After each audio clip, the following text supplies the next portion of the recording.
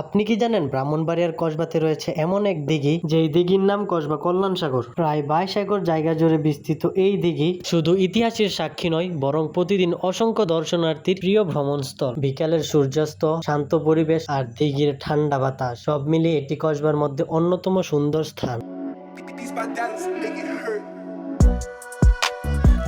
কসবার এই বিখ্যাত কল্যাণ সাগরে আসতে হলে আপনাকে প্রথমে আসতে হবে কসবা শহরে। কসবা শহর থেকে কসবা রেজিস্ট্রি অফিসের সামনে আসলেই পাবেন এই কল্যাণ সাগর।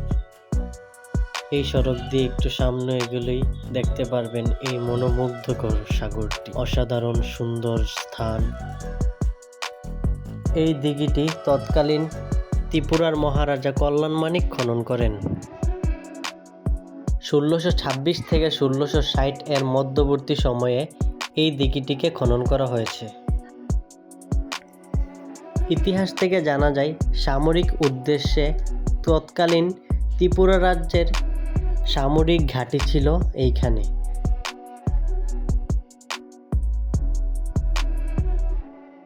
যুদ্ধের সৈন্যদের পানির চাহিদা মেটানোর জন্য খনন করা হয়েছিল এই দিঘিটি।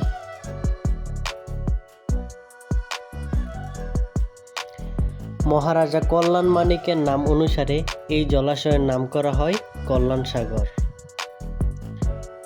রাজার বিশাল হৃদয়ের প্রতীক হিসাবে এবং এই বিশাল আয়তনের কারণে এটি স্থানীয়ভাবে সাগর নামে ডাকা হয়। মহারাজা কল্যাণ মাণিক তার জীবনদশায় 2টি কল্যাণ সাগর খনন করেছেন, যার একটি বর্তমানে বাংলাদেশের কসবা উপজেলায়, অন্যটি ভারতের ত্রিপুরার উদয়পুরে বিখ্যাত ত্রিপুরা সুন্দরী মন্দিরের পাশে অবস্থিত।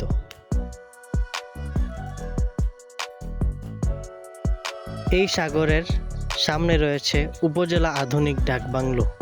ডাকবাংলো থেকে এই সাগরের সৌন্দর্য অনেক সুন্দরভাবে দেখা যায় এবং এই সাগরের পাড়ের মধ্যে রয়েছে একটি পার্ক, যেটি কুমিল্লা কল্যাণ সাগরের আদলে তৈরি করা হয়েছে এবং এই সাগরের অপর পাশে রয়েছে কসবা থানা। প্রতিদিন এই সুন্দর জায়গাটি দেখার জন্য কসবা ও এর আশেপাশের এলাকা থেকে প্রচুর পর্যটক ভিড় করে। আপনার কাছে যদি একটু সময় থাকে তাহলে আপনিও দেখে আসতে পারেন এই সুন্দর জায়গাটি। আল্লাহ হাফেজ।